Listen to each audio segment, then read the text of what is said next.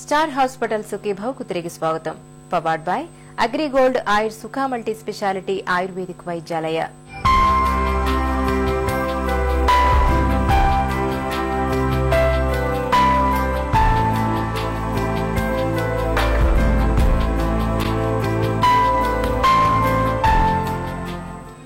Radiation చికిత్స బాధాకరంగా ఉంటుందా?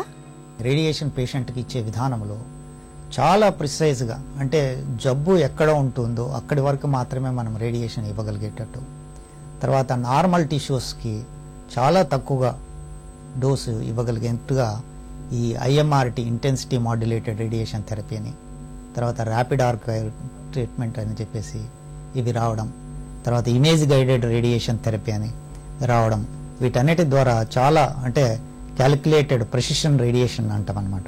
సో ఇలాంటి ఇవ్వడం వలన మనము ట్యూమర్కు మాత్రమే ఎక్కువ డోస్ ఇచ్చేటట్టుగా, తర్వాత నార్మల్ టిష్యూస్కి చాలా తక్కువ, ఎంత తక్కువ వీలైతే అంత డోసు తగ్గించడం వలన ఈ కాంప్లికేషన్స్ చాలా తగ్గిపోయి మనము జబ్బుని చాలా కంట్రోల్ చేయగలిగే అవకాశం ఉన్నది.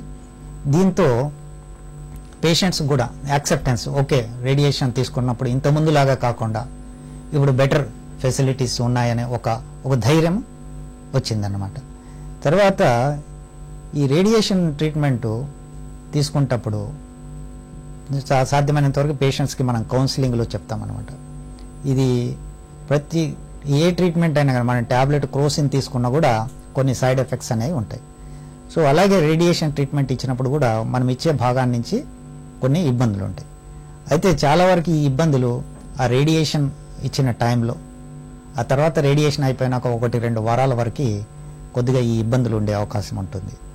కొంతమందికి ఒక్కొక్కసారి సైడ్ ఎఫెక్ట్స్, అందరి బాడీ శరీర తత్వము, వాళ్ళ బాడీ ఇమ్యూనిటీ ఒకటే రకంగా ఉండవు కాబట్టి కొంతమందికి కొంచెం ఇమ్యూనిటీ తక్కువగా ఉన్న వాళ్ళకి, లేకపోతే డయాబెటిక్స్కి ఇట్లాంటి వాళ్ళకి, సో కొంచెం ఆహారం సరిగా తీసుకోలేని వాళ్ళకి ఈ సైడ్ ఎఫెక్ట్ కొంచెము ఎక్కువగా అనిపించచ్చు.